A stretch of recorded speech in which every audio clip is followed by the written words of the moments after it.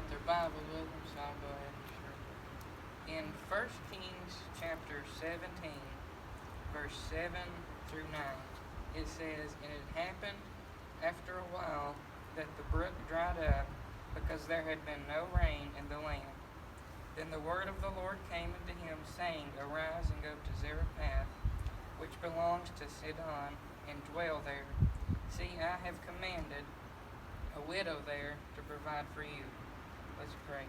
Lord, we thank you for giving us the ability to come out here today, Lord, to gather in your presence, Lord, to go in and learn about your word, Lord, to be able to worship you, Lord. We thank you for this wonderful day that you've given us. Lord, I pray that you put a special hedge of protection upon each and every one of us, Lord. And I pray, Lord, that we leave differently than how we came today. Lord, and those that may be watching this, Lord, go with each and every one of them. And we're going to give you all the praise, honor, and glory in Jesus' name. Everybody said amen. Okay. I'm going to be talking today about the subject of what to do when the brook goes dry and the birds won't fly. We can find here that Elijah, one of God's prophets in this time, was instructed to go live by this brook in this area that he was. This brook in Jerusalem, in the Bible there's several brooks that the Bible mentions, but there's this one specific one that God told Elijah to go to. It's called the brook of Cherith. And this brook is specific for a reason. He instructed him to go there for a specific reason. This brook that Elijah was instructed to go to was a place that was known to be guarded by shrubbery. There was walls of protection all the way around it. There was food sources there. And God told him that no matter what, he would supply all the needs that he would ever have to ask for at that brook.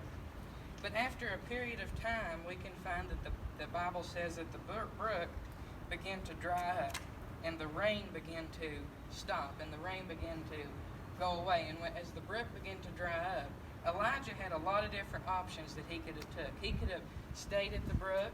He could have went away and found another one. But I studied some of it on this last night. We can see that this brook was one of the last brooks during this famine to dry up.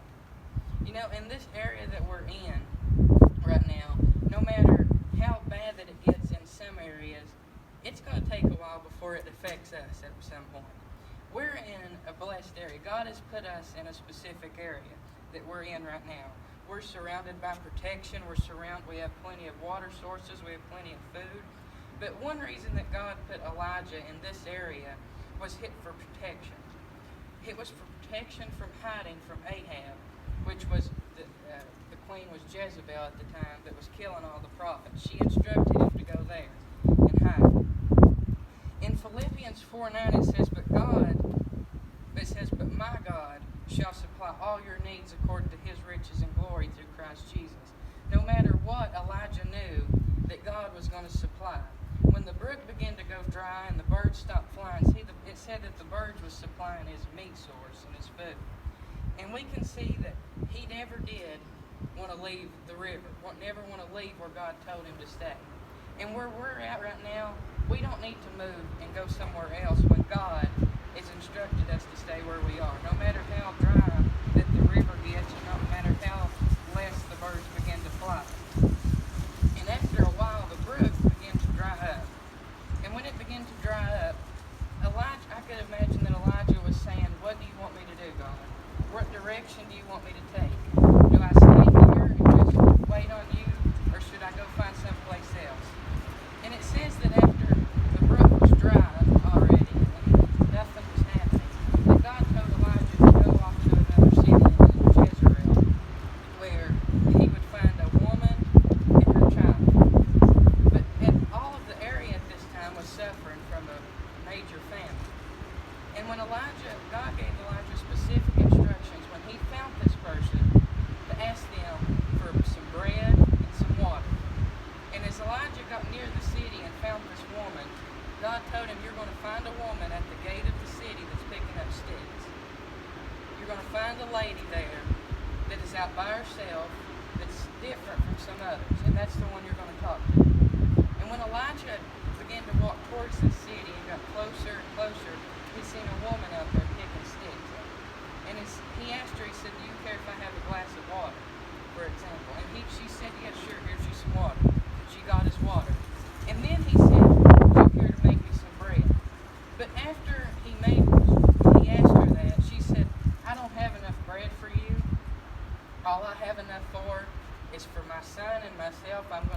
one last loaf of bread, and then we're going to go die. That's all we have.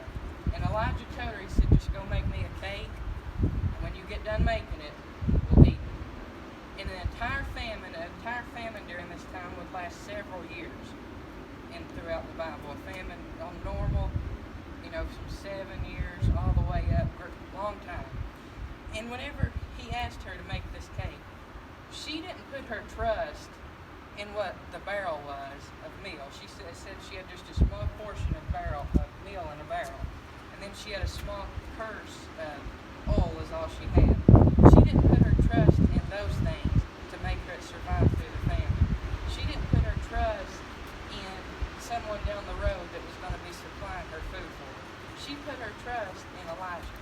She knew if he is a true prophet of God, he has asked me to do these things, then I won't go hungry. Then I won't dry up. Nothing's going to happen. No matter how much my brook goes dry, no matter how much the birds stop flying to supply my needs, he's going to make it.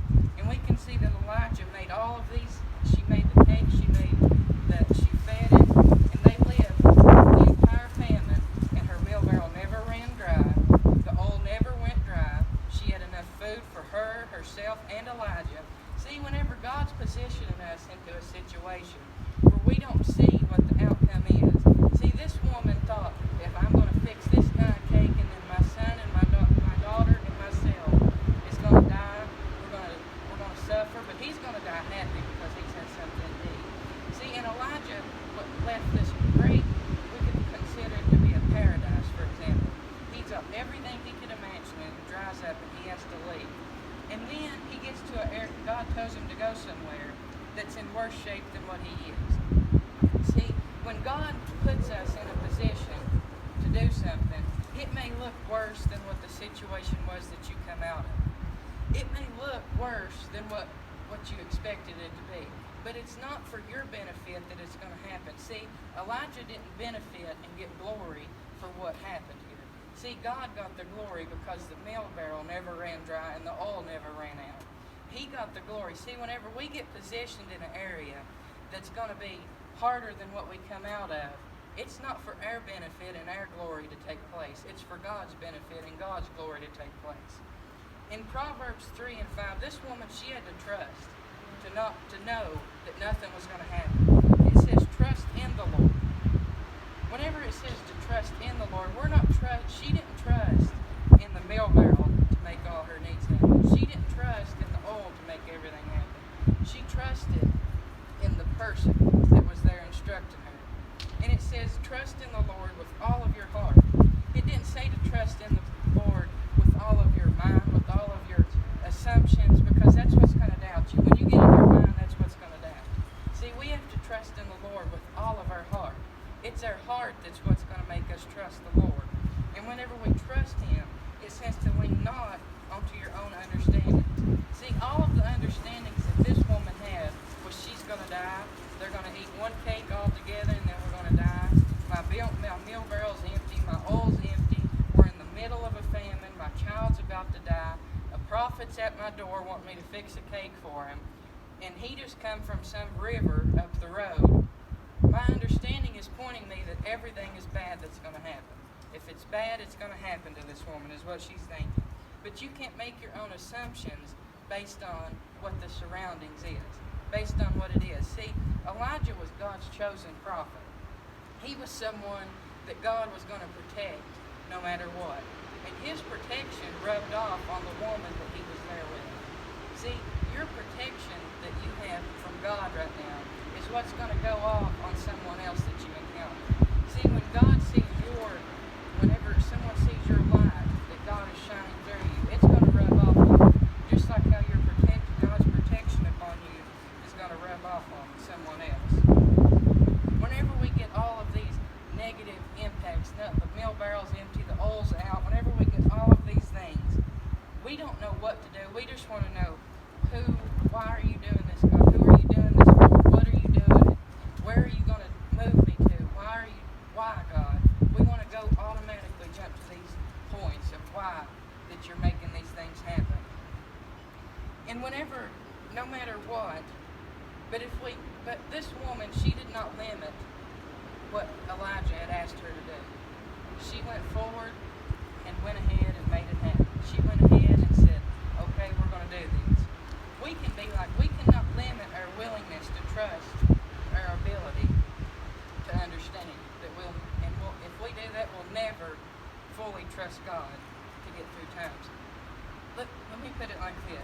If we limit our willingness to trust, to our ability to understand, then we will never fully trust God.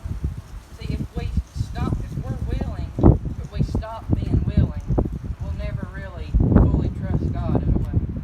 We'll never fully go forward in a way. And when Elijah was instructed to go to this place, he didn't know why, but whenever Elijah was moved to this area, he didn't know that he would become protected from Jezebel that was going to be killing all the prophets. See, it was a win-win situation. He got moved from a good area to an area where he would be protected, and not only be protected, he would have food source for the entire family. And it just didn't benefit him, it benefited the woman as well. And I pointed out three points that I want to make to you. That God, no matter what, he was going to be a way maker for Elijah. See, Elijah was told by God that he would make a way that he would survive throughout this famine. He was a way maker for Elijah. He can be a way maker for you. If he promised you that he's going to do something, he can do it. He can be a miracle worker. See, the barrel of meal statistically would not have made it. It was going to be done with that one. But God became a miracle worker and allowed it to happen for a long period of time, probably years, in a famine. And oil to never run out. See, he's going to be your way maker, to make a way when nothing else happens. To make a way when nobody else can have a way, you'll have a way. Because he's on your side. And whenever you have a way, he's going to perform a miracle to make it happen.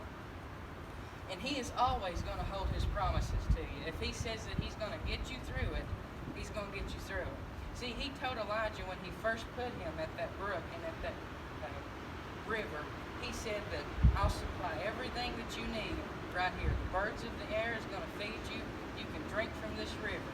But when it began to dry up, Elijah didn't know what to do. But God was a promise keeper. He kept his promise that no matter what, that he would make Elijah stay healthy. He would protect him. He would give him a food source. That nothing would happen to him.